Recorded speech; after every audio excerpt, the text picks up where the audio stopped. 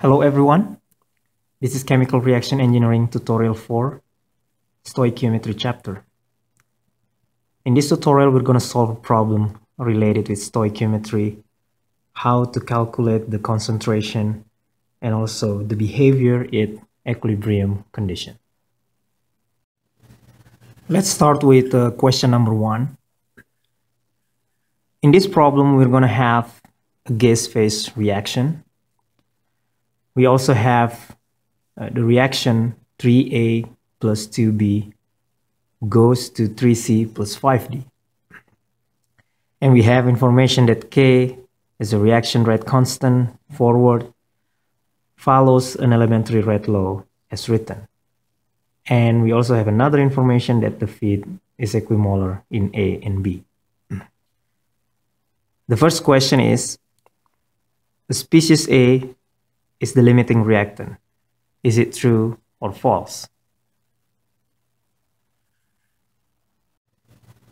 Let's try to solve the problem. So we have the statement that species A is the limiting reactant.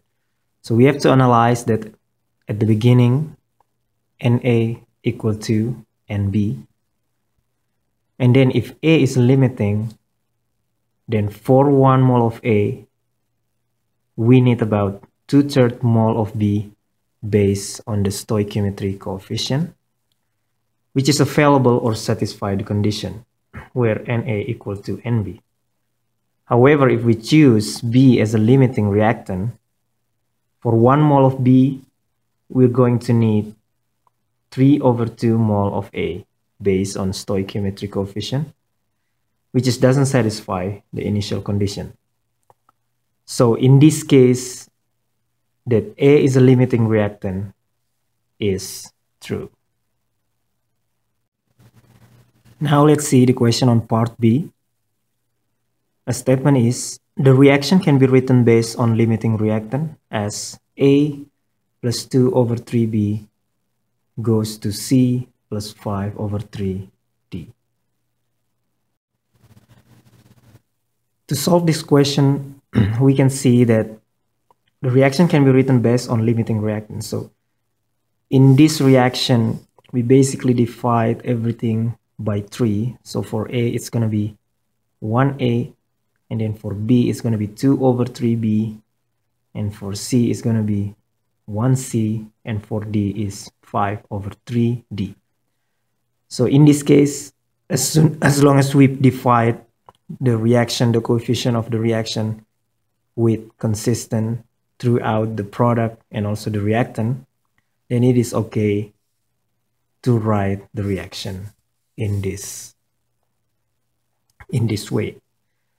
So the part B statement is true. In part C, the statement is, the elementary rate law is minus Ra equal to K times concentration of A times concentration of B to the power of 2/3. Is it true or false? To solve this problem, we have to know that at the question it mentioned that the reaction is basically follow an elementary rate law. So we cannot write the rate law based on the reaction that already divide or multiply by some other number for the coefficient reaction.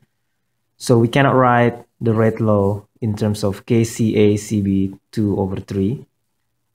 So if follow the elementary rate law, then it should follow the original reaction, which is going to be minus Ra equal to K times concentration of A to the power of 3 and multiply concentration of B to the power of 2. Now let's continue with the question number 2. We have an elementary gas reaction. 4A plus 2B becomes 2C and is carried out isothermally in a PFR with no pressure drop. And then we also have the other information that the feed is equimolar in A and B. And we have the entering concentration of A, which is CN0, is 0.1 mole per decimeter cubic. So the question is, to calculate the entering concentration of B, and then to calculate the concentration of A, C, and also B at 25 conversion of A. And then we also need to calculate the concentration of B at 100% conversion of A. And the last one, if at a particular conversion, the rate of formation of C is 2 mole per minute per decimeter cubic, then what is the rate of formation of A at the same conversion? So for part A, in order to calculate the CB naught, we can just see that the information mentioned that the feed is equal molar. So what it means that CB naught basically equal to CA naught equal to 0.1 mole per decimeter cubic. For part B, we need to analyze our system. We have information that it's a gas system, so we're going to have to use the formula for gas flow system, which is ideal. So we need to find or calculate CA and CC at the conversion of A 0.25. So if we use the formula for gas flow system, we're gonna have for CA is equal to CA naught multiplied by 1 minus x over 1 plus epsilon x multiplied by the temperature and pressure factor. And for CC is going to be equal to CA naught multiplied by theta C plus C over A, which is the coefficient of reaction, multiplied by X over 1 plus epsilon X multiplied by the temperature and pressure. Of course, in this problem, it mentioned that the pressure drop is 0 and there is no temperature changes, so we can get rid of the factor of temperature and pressure. And then to solve the equation or to use the formula, we need to calculate the information of epsilon, which is equal to YA naught times delta. You can see here the detailed formula. So we're going to have epsilon equal to 1 over 2. And then for theta C, we're going to use it to calculate the concentration of C. So it's going to be 0 because we don't have C at the beginning. So if we use or substitute all the number that we know, then for CA, we're going to have CA naught 0.1 multiplied by 1 minus 0.25, which is the conversion, over 1 minus epsilon, which is 1 over 2, negative, multiplied by the conversion. So we're going to have concentration of A at 25 conversion is 0.086. And then for CC, we can use the same information of epsilon and also the conversion at 0.25. However, now we have a coefficient of the reaction 2 over 4. So we're going to have CC equal to 0.0143 mole per decimeter cubic. For part C, we need to calculate the concentration of B at the same conversion, 0.25. So again, we use the formula for flow gas system. So CB is going to be equal to CA naught multiplied by theta B minus B over A multiplied by the conversion over 1 plus epsilon X. And then we can get rid of this. We can neglect this temperature and pressure factor. In here, we need to calculate theta B, which is equal to FB naught over FA naught. It's equal to 1. So if we input the number, we're going to have 0.1, which is CA naught multiplied by theta B the coefficient stoichiometry ratio conversion over 1 minus 1 plus epsilon x, we're going to have concentration of B 0.1 mole per decimeter cubic. And then for part D, we have to calculate CB at 100% conversion.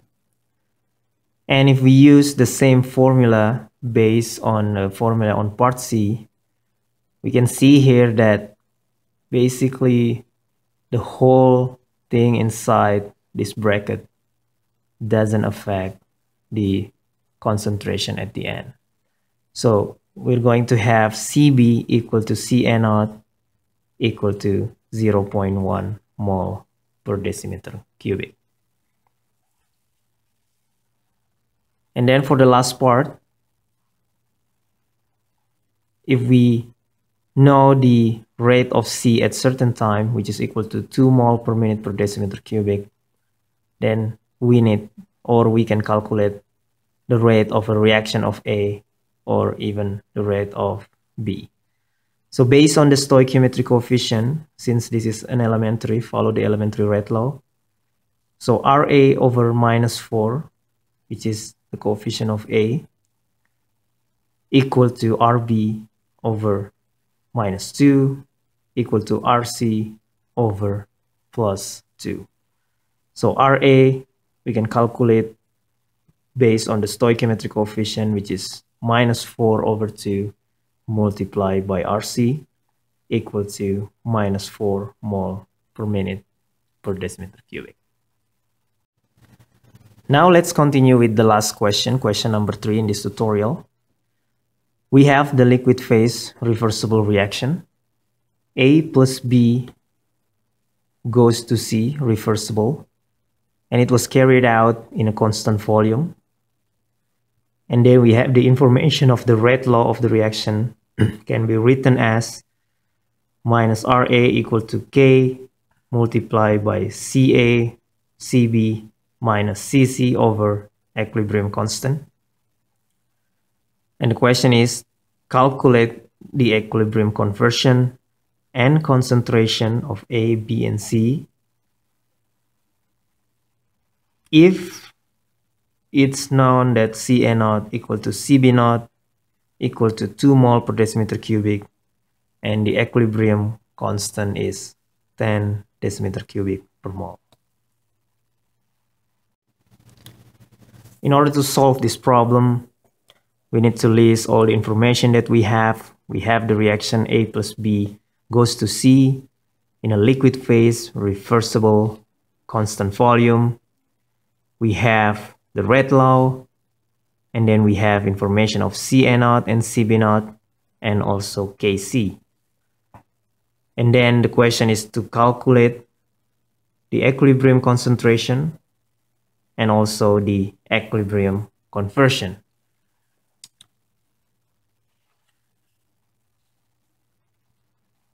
If we use the stoichiometry, then right away we can have Ca is equal to Ca0 1 minus x, which is the conversion, and Cb will follow almost the same. It's the same like A, since they have the same stoichiometric coefficient.